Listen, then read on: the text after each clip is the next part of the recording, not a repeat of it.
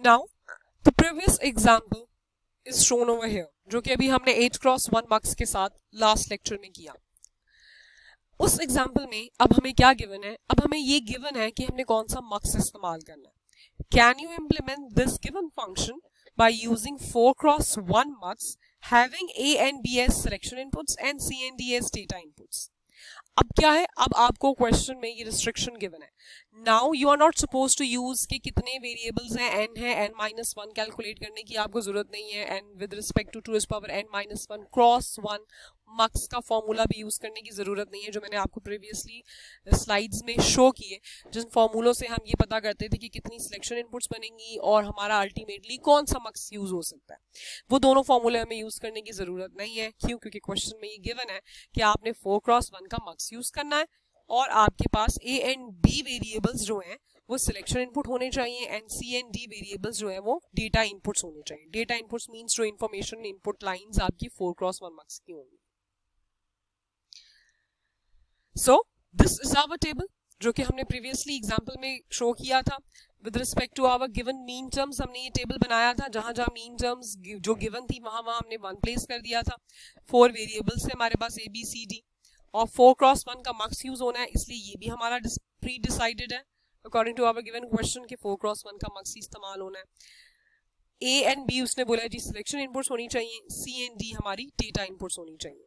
So A and B हमने selection inputs S1 and S0 की position पे लिख दिया है, taking care of the most and the least significant.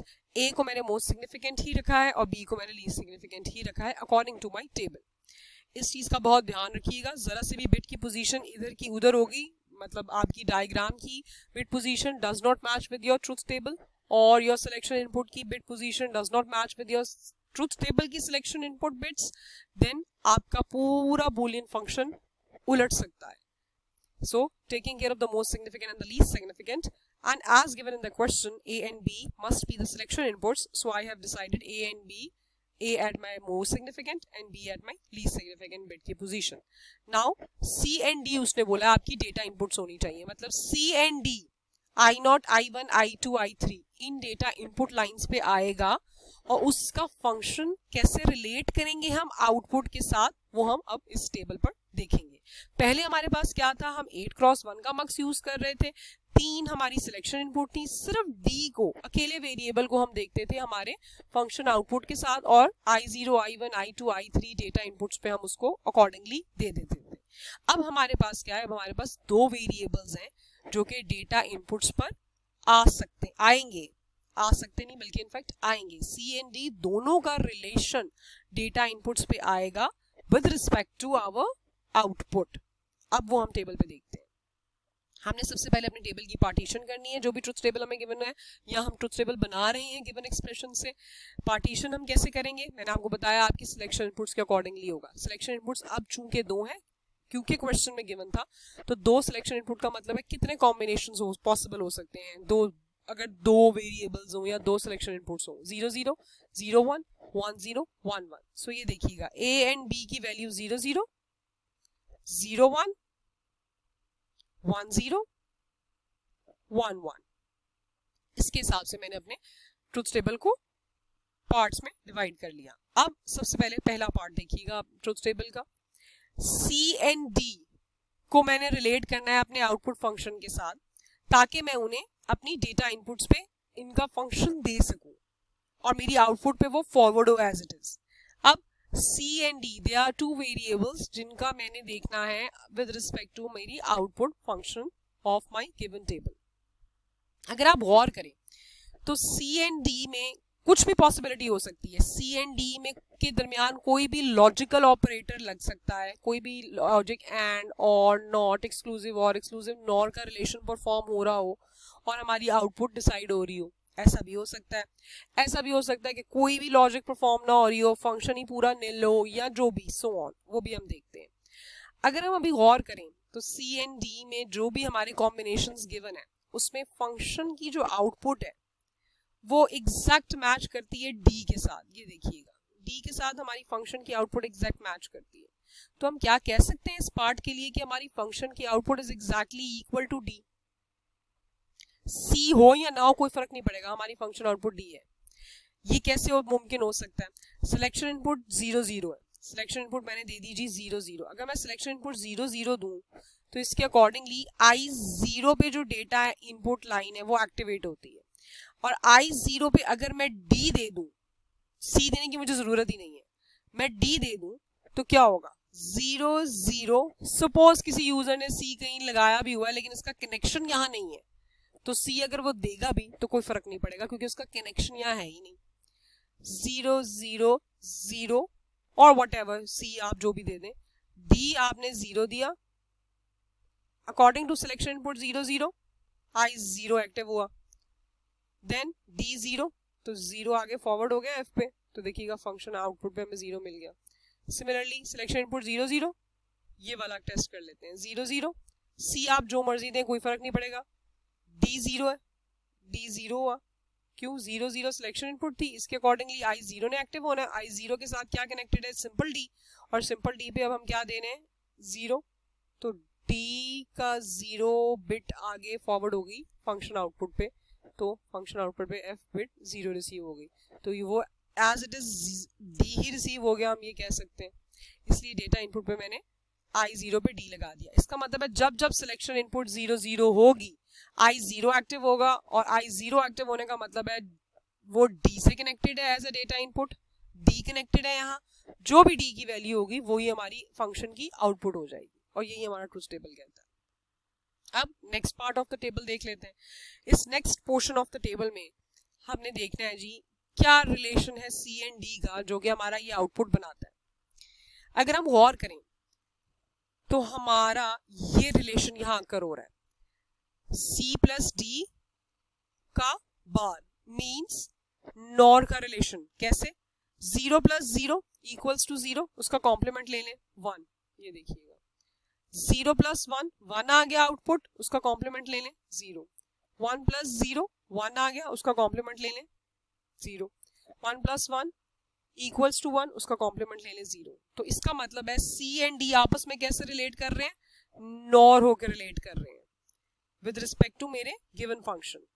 अगर इसका मतलब है कि मेरी जब सिलेक्शन इनपुट्स जब जब 0 1 है, मेरी सिलेक्शन इनपुट जब जब 0 1 है तो मेरा I1 एक्टिव होगा, और I1 पे मैंने क्या कॉम्बिनेशन दे दिया C and D data input का कि C प्लस D का होल बार परफॉर्म होगा। जो भी C की बिट आएगी, जो भी D की बिट आएगी, वो नॉर होके आउटपुट पे मुझे उसकी रिस्पेक्टिव आउटपुट मिल जाएगी। अच्छा, अब एक और चीज हो सकती है, ये C प्लस D हम एक और तरीके से भी लिख सकते हैं, C बार डॉट D बार। सपोज अगर कोई आप लॉजिक ऑपरेटर इसके दरमियान ढूंढ रहे हो, परफॉर्म कर रहे हो कि 0.0 इज इक्वल टू 0 नहीं बनता, आपको पता लग गया ये एंड गेट नहीं बनता। देयर आर वेज ना टू ऑब्जर्व कि 0.0, सपोज मैं कहती हूँ यहाँ एंड गेट लगता है तो 0.0 इज इक्वल टू 0 नहीं हो रहा, क्यों? फंक्शन की आउटपुट 1 है, इसका मतलब है C डॉट D का ऑपरेशन परफॉर्म नहीं हो रहा है। 0 plus 0 equals to 0 according to the or gate, इसका मतलब है C प्लस D का भी लॉजिक ऑपरेटर परफॉर्म नहीं हो रहा क्योंकि मेरी आउटपुट पे 1 है। हालांकि अगर मैं C प्लस D सिंपल करूं तो मेरी आउटपुट पे 0 आना चाहिए, तो वो भी नहीं हो रहा। हाँ, अगर मैं 0 बार डॉट 0 बार करूं तो मेरे पास 1 आता है, या मैं 0 प्लस 0 का होल बार करूं तब भी मेरे पास 1 आता है। और ये बात आपने जो भी आप logic operation C and D के दरमियान का एनालाइज कर लें, उससे इस पूरे पोर्शन में अप्लाई करके एक मर्तबा जरूर देखिएगा। उसकी वजह यह है कि अगर कोई एक भी आउटपुट अकॉर्डिंगली नहीं आ रही होगी उस लॉजिकल ऑपरेटर के, ये लॉजिकल ऑपरेटर जो और एंड डॉट वगैरह जो भी आप लगाएंगे, तो इसका मतलब है कि वो गेट आप यूज नहीं कर सकते, वो रिलेशन आप यूज नहीं कर सकते। यहाँ मैंने C प्लस D का होल बार इक्वेशन में लिखा है, हम एक्चुअली यहाँ लॉजिक गेट बनाते हैं, मतलब नॉर गेट बनाएंगे, उसको C एंड D इनपुट्स देंगे, या इसको हम ऐसे भी लिख सकते हैं, अगर फॉर एग्जांपल कोई यूं भी रिलेशन निकालता है तो वो भी ठीक है। अब क्या करेंगे? एंड गेट लगाएंगे, C नॉट से होके गुजरेगा, D नॉट से होके, उन दो एंड गेट्स की इनपुट बनेगा, और उस एंड गेट की output will be connected at the I1। So we can say कि हमारा फंक्शन आउटपुट का डिपेंड हो रहा है C एंड D पे, नॉर का रिलेशन या इस तरीके का रिलेशन। मैं आपको दोबारा बता दूं, मैंने इक्वेशन सिर्फ यहाँ इसलिए लिखी है ताकि आपको भी फिलहाल अंडरस्टैंडिंग डेवलप हो रही है, आप समझ रहे हैं बात, इसलिए मैंने यहाँ इक्वेशंस लिख दी हैं एज इट इज। अदरवाइज हम यहाँ लॉजिक गेट्स बनाते हैं, जो भी रिलेशन इस पे अकर हो रहा हो सी एंड डी का, उसमें लॉजिक गेट से पास करके उस लॉजिक गेट की आउटपुट यहाँ देते हैं I1 पे, जो कि हम आगे वाली अगली नेक्स्ट एग्जांपल में करेंगे। Next half of the table में हमारे पास क्या है जी, इसमें रिलेशन अगर हम गौर करें तो हमें रिलेशन क्या पता लगता है, ये देखिएगा जीरो, अगर सपोज हम एंड से स्टार्ट करते हैं, सी डॉट डी का रिलेशन है यहाँ 0.00 0.10 1.0 0 1.11, यस, इसका मतलब है सी डॉट डी का रिलेशन यहाँ हो रहा है। देखिएगा चारों आउटपुट सेटिस्फाई हुई है मेरे एंड लॉजिक के अकॉर्डिंगली। सो जब भी मेरी सिलेक्शन इनपुट 1 0 होगी, सिलेक्शन इनपुट 1 0 है तो क्या सिलेक्ट होगा, I2 सिलेक्ट होगा, और I2 पे मेरा रिलेशन क्या है, C एंड D का है, C लॉजिक एंड D है। तो मैं यहाँ क्या करूंगी, एक एंड गेट बनाऊंगी, उसकी एक इनपुट पे C, दूसरी इनपुट पे D, और उस एंड गेट की आउटपुट I2 पे जाएगी। अब क्या होगा, जब जब यहाँ 1 0 आएगा I2 एक्टिव होगा, और I2 एक्टिव होके क्या होगा, C एंड D की जो भी इनपुट्स आएंगी उनका एंड होके मुझे फंक्शन आउटपुट पे मिलेगा। Next half of the table, next half of the table का रिलेशन हम बेशक देख सकते हैं, जो मर्जी C एंड D का आप रिलेशन चला दें, आपका फंक्शन आउटपुट कांस्टेंट 1 पे है, कांस्टेंट 1 पे है। सो वी कैन से कि our function output is equal to constant 1। जब भी हमारी सिलेक्शन इनपुट 1 1 होगी, मतलब A एंड B 1 1 होगा, तो I3 एक्टिव होगा, और I3 हमने अटैच कर दिया जी कांस्टेंट 1 पे। इसका मतलब है जब जब यहाँ 1 1 होगा, हम C एंड D जो मर्जी दे दें, ये 1 चूंकि I3 एक्टिव है एज इट इज आगे फंक्शन आउटपुट पे ट्रांसफर हो जाएगा। Now, there is an alternative method by using a K-map to solve these Boolean function using mux.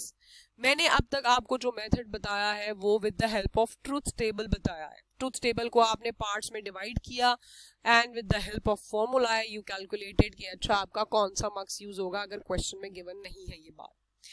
इसके बाद आपने ये भी देखा कि जो सिलेक्शन इनपुट में वेरिएबल काउंट नहीं होता वो हमारी डेटा इनपुट्स में काउंट होता है with relation to our function की आउटपुट। हम उसको देखते हैं कि उसके दरमियान कौन सा लॉजिक ऑपरेशन परफॉर्म होता है। जैसा कि अभी हमने प्रीवियस एग्जांपल में देखा सी एंड डी के दरमियान क्या क्या लॉजिक ऑपरेशन परफॉर्म हो रहा था कि हमारी उसके accordingly output function F decide होती थी।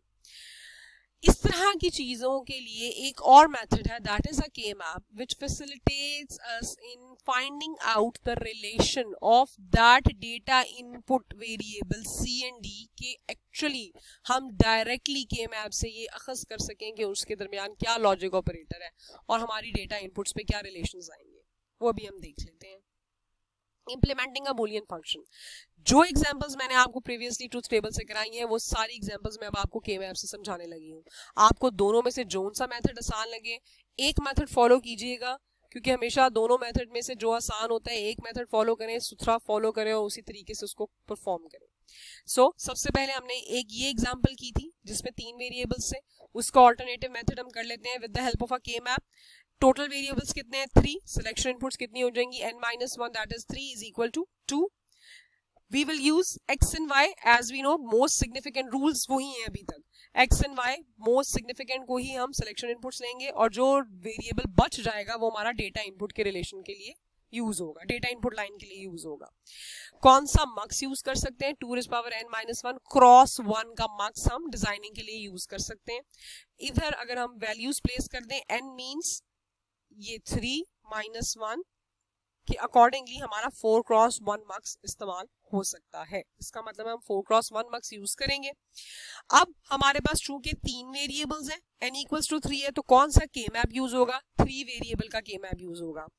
x y z, x यहाँ है y z यहाँ है। के मैप से आप बिल्कुल वाकिफ हैं, के मैप के लिए लेक्चर अगर आपने रिकॉल करने हो तो आप के मैप्स के लेक्चर में जाके उसको रिवाइज कर सकते हैं। x is written over here, y z is written over here.